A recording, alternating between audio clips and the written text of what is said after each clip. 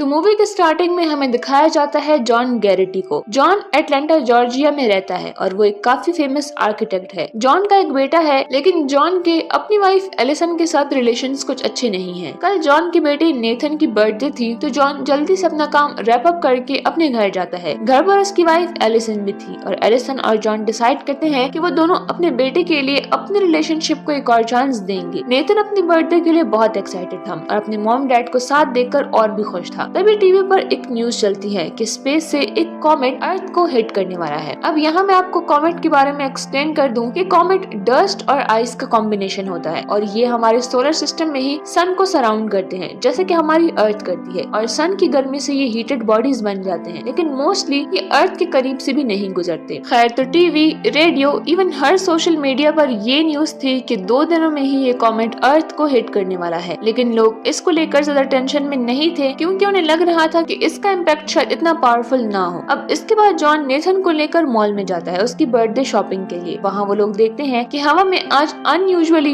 बहुत सारे jets fly कर रहे हैं और रास्ते में बहुत ज्यादा सिक्योरिटी थी। खैर, इस बात को इग्नोर करते हुए जॉन शॉपिंग करने लगता है, लेकिन तभी जॉन के फोन पर गवर्नमेंट की तरफ से एक ऑफिशियल मैसेज आता है और थोड़ी देर में एक फोन कॉल भी, जिसमें प्री रिकॉर्डेड अलर्ट मैसेज था, जिसमें उसे बताया जाता है कि उसे एक सेफ शेल्टर के लिए सिलेक्ट किया गया है। इसके लिए उन्हें रात तक एक मिलिट्री बेस पर पहुंचना है, जहां से उन्हें एक सीक्रेट शेल्टर में पहुंचा दिया जाएगा। अब यहाँ सेम मैसेज उस वक्त जॉन की टीवी पर भी प्ले हो रहा था, लेकिन एलिसन इसे देख नहीं पाती। अब जॉन इस बात से काफी टेंशन में था और वो जैसे तैसे करके घर वापस आता है और घर पर जॉन देखता है कि उसके नेबर्स बर्थडे पार्टी के लिए वहाँ पहुंच चुके हैं। तभी न्यूज से उन्हें पता चलता है कि कॉमेट कई सारे फ्रेगमेंट्स में बट चुका है और वो सारे फ्रेगमेंट्स अगले 2 दिनों में अर्थ से टकराएंगे और सबसे बड़ा और आखिरी फ्रेगमेंट 2 दिनों बाद वेस्टर्न यूरोप से टकराएगा और उसकी वजह से इंसानों की जानों को भी खतरा है। अब ये सब सुनकर वो लोग काफी डर जाते हैं और तभी एक फ्रेगमेंट बरमूदा ट्रायंगल में गिर जाता है। टीवी पर तो इसका कोई इम्पैक्ट दिखाई नहीं देता, लेकिन बाहर सारे बर्ड्स इधर उधर भाग रहे थे और ये देखकर जॉन बाहर जाता है और उसे रियल लाइफ इम्पैक्ट फील होता है और इतनी ज्यादा स्ट्रॉन्ग शॉकवेव आती है कि घर की सारी चीजें टूटने लगती हैं। लेकिन ये एक छोटा फ्रेगमेंट था। अब अगर ये एक छोटा फ्रेगमेंट होकर इतना इम्पैक्ट दे रहा था, तो बड़ा वाला क्या होगा।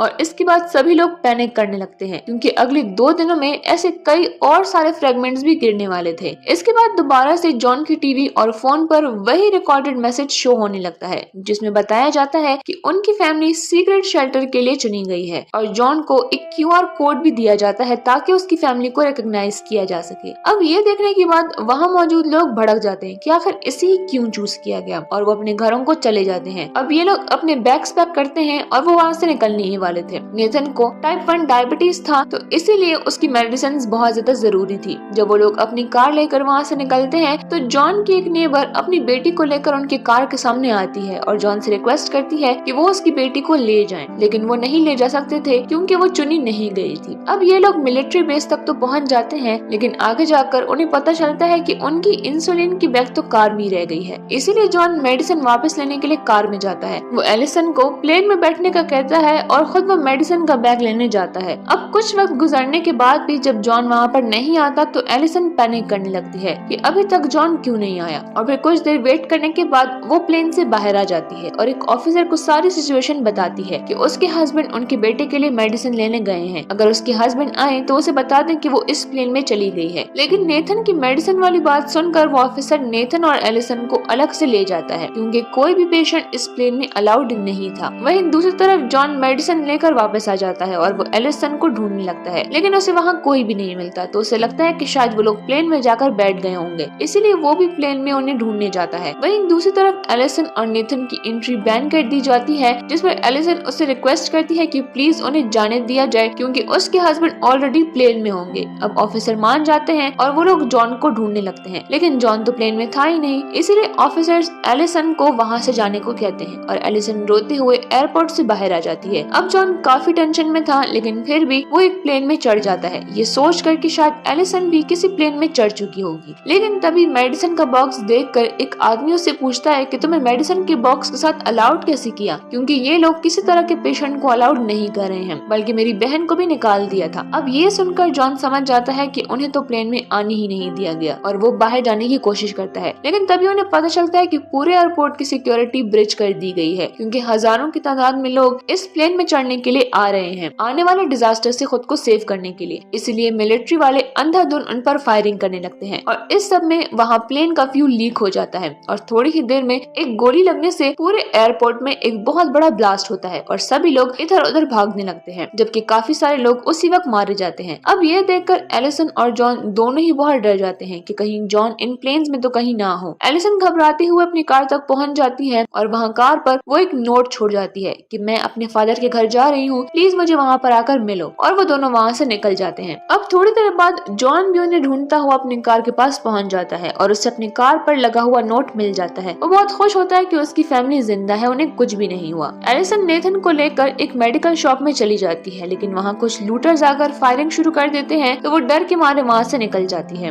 बाहर उसे एक कपल मिलता है जिनसे काफी रिक्वेस्ट करके वो लिफ्ट मांगती है। एलिसन उनसे अपने फादर के घर तक लिफ्ट मांगती है तो वो कपल उन्हें नजदीक ही लिफ्ट देने का वादा करते हैं। अब बातों बातों में एलिसन उन्हें बता देती है कि वो लोग भी सिलेक्ट हुए थे, लेकिन क्योंकि प्लेन में कोई पेशेंट अलाउड नहीं था तो उन्हें जाने नहीं दिया गया। अब ये बात सुनकर वो आदमी जो कि कार चला रहा था वो अजीब बिहेव करने लगता है कि नहीं, इस बच्चे को तो जाना चाहिए था, इसको तो बचना चाहिए था, मैं इसे अगले बेस कैंप लेकर जाऊंगा और मिलिट्री के लोगों को इससे अपने साथ ले जाना ही पड़ेगा। लेकिन एलिसन कहती है कि नहीं, मुझे मेरे फादर के घर पर ही छोड़ दो। लेकिन वो आदमी रास्ते में ही एलिसन को कार से बाहर निकाल देता है और एलिसन रोते हुए रास्ते पर अपने बच्चे के लिए मदद मांगती है और अब ये तीनों ही एक दूसरे से बिछड़ चुके थे। जॉन एलिसन को कॉल करने के लिए एक बिल्डिंग की टॉप पर जाता है जहाँ पर कुछ लोग पार्टी कर रहे थे क्योंकि दुनिया खत्म होने वाली थी इसलिए, और देखते ही देखते एक सेगमेंट आकर दूर गिर जाता है और बहुत बड़ा ब्लास्ट हो जाता है जिससे आसपास की सिचुएशन बहुत ही ज्यादा खराब हो जाती है। अब इससे जॉन को टेंशन हो जाती है कि उसकी फैमिली आखिर कहाँ होगी। वो नीचे आता है और उसे माइग्रेंट्स की एक कार दिखाई देती है जो कि कनाडा जा रही थी। जॉन उसमें बैठ जाता है ताकि एलिसन के फादर के घर जाए। उधर उसे एक आदमी नजर आता है जिसका नाम कैलेब था। वो उसे बातों बातों में बताता है कि उसकी माँ जो डॉक्टर है वो भी सिलेक्टेड है। यूएस आर्मी और गवर्नमेंट को पहले से ही पता था कि यहाँ कुछ गड़बड़ है, इसीलिए उन्होंने 2 हफ्ते पहले ही लॉटरी सिस्टम निकाला था। कैलेब के कुछ दोस्त पायलट्स हैं और उन्होंने ही जेट को फ्लाई होते हुए देखा था और उन्हें ट्रैक किया था। असल में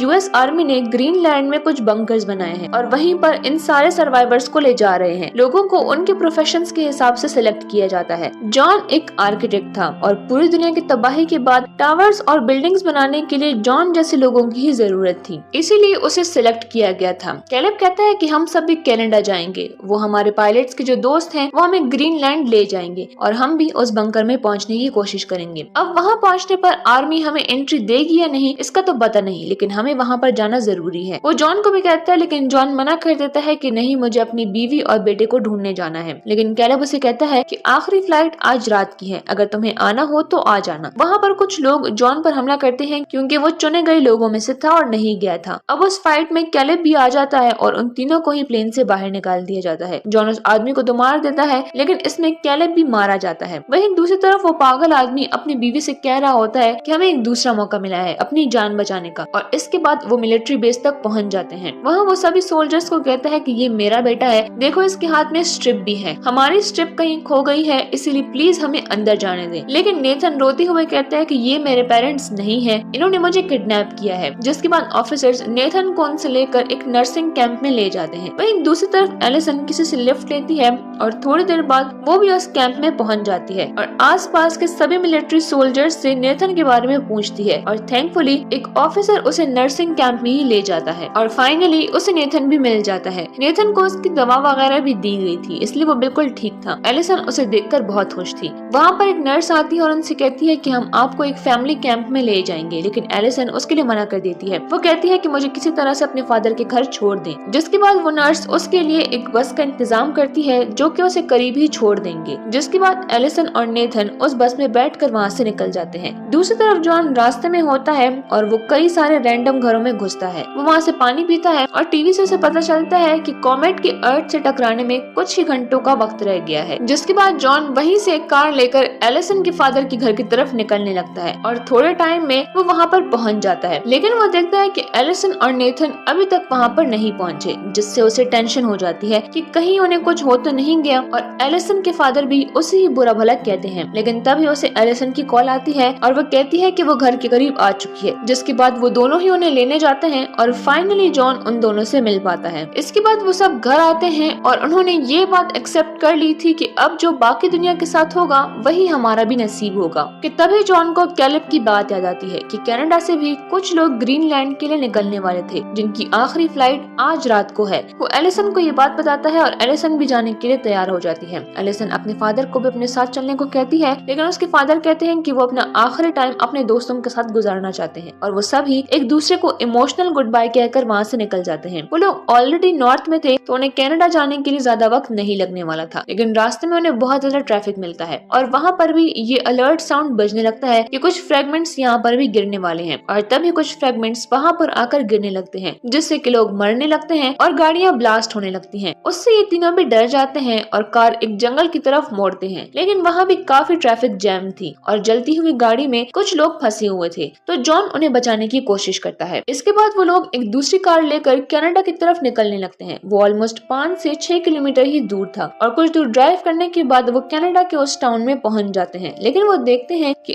आखिरी रेस्क्यू प्लेन भी वहां से टेक ऑफ करने वाला है। तो वो सीधा अपनी कार को प्लेन के सामने रनवे पर ले आता है, जिससे प्लेन रुक जाती है और पायलट बाहर आकर उनसे आर्ग्यूमेंट करने लगता है। लेकिन इसके बाद ये लोग फाइनली प्लेन में चढ़ जाते हैं। अब अगली सुबह तक वो ग्रीनलैंड पहुंच जाते हैं, लेकिन एक फ्रेगमेंट उस वक्त जमीन पर गिरने वाला था और तभी वो फ्रेगमेंट अर्थ पर गिरता है और इससे इतनी स्ट्रॉन्ग वेव्स जनरेट होती हैं कि उनका प्लेन क्रैश हो जाता है। अब जब ये सब पहाड़ी के ऊपर आते हैं तो इन्हें एयरबेस का बंकर नजर आता है। वो लोग मिलिट्री को सिग्नल्स देते हैं तो वो एक ट्रक उन सबको लेने वहाँ पर आ जाता है और जैसे ही कॉमेट का आखिरी फ्रेगमेंट अर्थ के एटमॉस्फेयर में आता है, हर तरफ अर्थक्वेक आने लगते हैं। हम देखते हैं कि जॉन, एलिसन और उनका बेटा अपनी लाइफ के लिए प्रे करते हैं और आखिरी टाइम अपनी फैमिली के साथ गुजारते हैं और देखते ही देखते एक जोरदार ब्लास्ट होता है और जॉन अपने आखिरी पलों में अपनी फैमिली के साथ गुजारे गए लम्हों को याद करता है और तब सब कुछ खामोश हो जाता है। लेकिन ये तूफान के बाद की खामोशी थी और अब पूरी दुनिया तबाह हो चुकी थी। अर्थ पर कोई भी शहर नहीं बचा था, पूरी दुनिया राख बन चुकी थी और इस राख की वजह से सब कुछ ही बहुत धुंधला था, यहाँ तक कि सन भी दिखाई नहीं दे रहा था। इसके बाद हमें 9 महीने के बाद का वक्त दिखाया जाता है जहाँ ये राख अब जमीन पर सेटल हो रही थी। अब इसके बाद इस बंकर का डोर ओपन किया जाता है और सभी लोगों को एक धुंधला सा सूरज दिखाई देता है। बंकर के सभी लोग सेफ थे। जब वो लोग बाहर निकलते हैं तो वो देखते हैं कि इस डिस्ट्रक्शन में सिर्फ बर्ड्स ही जिंदा बचे थे। हमें अर्थ को दिखाया जाता है कि जिन जगहों पर फ्रेगमेंट्स गिरे थे वो अभी भी ग्लो कर रहे हैं, लेकिन ये अकेले लोग नहीं थे जो कि बचे थे, और भी कुछ लोग थे और ग्रीनलैंड के बंकर से दूसरे बंकर्स को कांटेक्ट किया जाता है। तो यूरोप में भी कुछ लोग थे। इसके अलावा इंडिया में भी एक बंकर बनाया गया था जहाँ के कुछ लोग अभी भी जिंदा थे और यहीं पर इस मूवी का एंड हो जाता है।